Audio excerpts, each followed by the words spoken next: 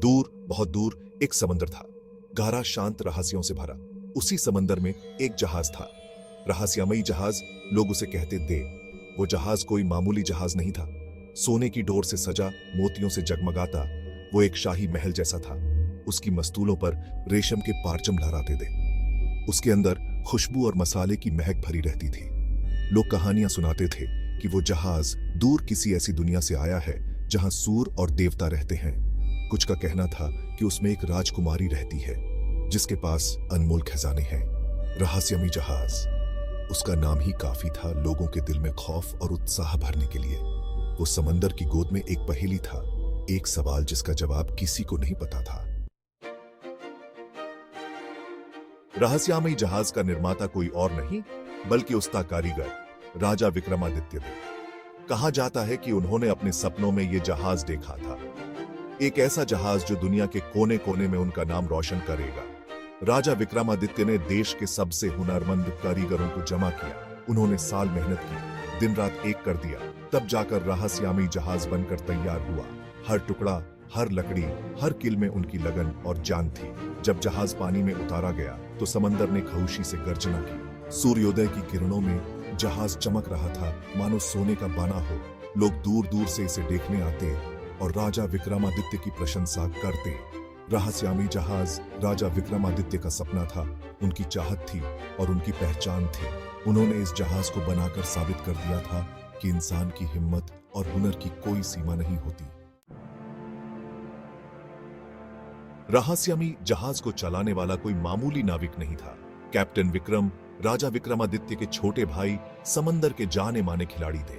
उनकी आंखों में समंदर की गहराई थी और उनके दिल में उसकी लहरों की गुस्सा और शांति दोनों समाये थे।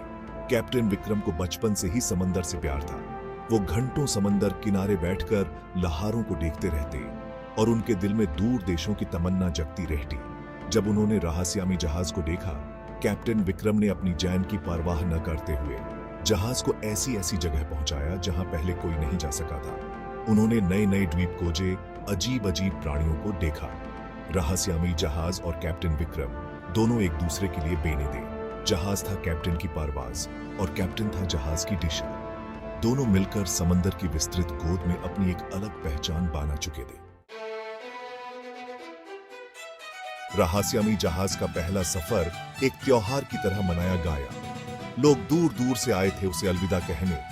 राजा विक्रमादित्य ने खुद अपने भाई को गले लगाया और उन्हें एक सोने का सिक्का दिया निशानी के तौर पर। जहाज ने जब अपने सफर की शुरुआत की तो ऐसा लगा जैसे समंदर खुद उसे आगे बढ़ाने में मदद कर रहा हो।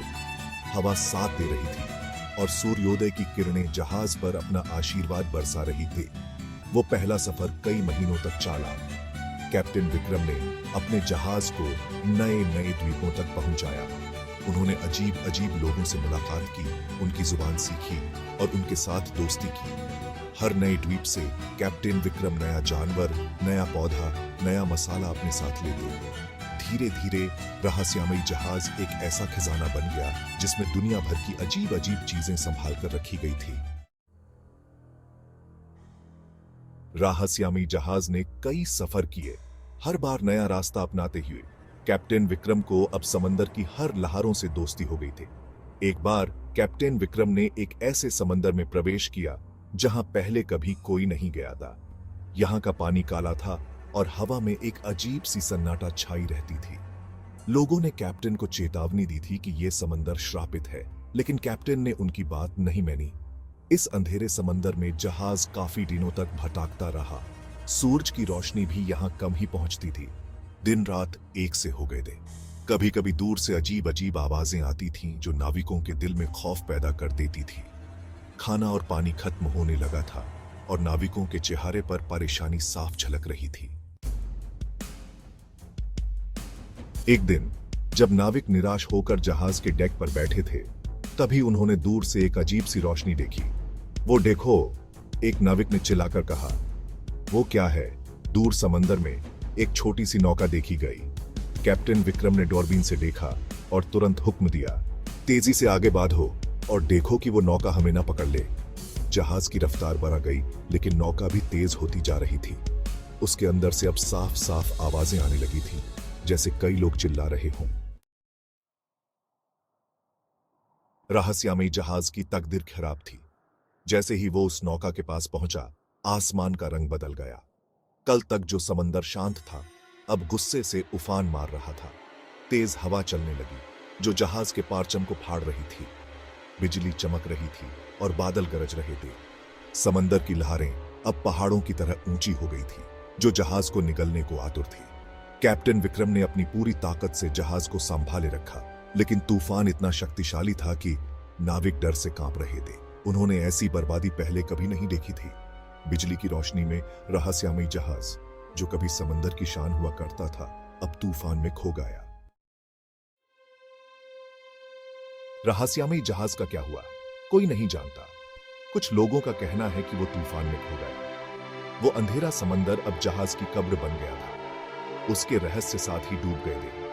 कैप्टन विक्रम और उनके नाविकों की याद में समंदर अपने सीने में एक गारा घाम लिए हुआ था। आज भी जब समंदर शांत होता है और चांद की रोशनी पानी पर चमकती है, तो लोगों को दूर से एक जहाज की परछाई दिखती है। सोने की डोर से सजा, मोतियों से जगमगाता एक शाही महल जैसा। वो रहस्यमयी जहाज है जो अब भी समंदर की गहराइयों में भटक रहा है। उसकी कहानी लोगों के दिल में जिंदा है, एक अद्भुत कहानी की तरह, एक अमर पहेली की टारा। क्या सच में रहस्यमयी जहाज का वो सफर आखिरी था? क्या कैप्टन विक्रम और उनके नाविक अब भी की जिंदा हैं? या फिर ये सब सिर्फ लोगों की कल्पना है? ये सवाल अब भी एक रहस्य बना हुआ है, जिसका जवाब शायद कभी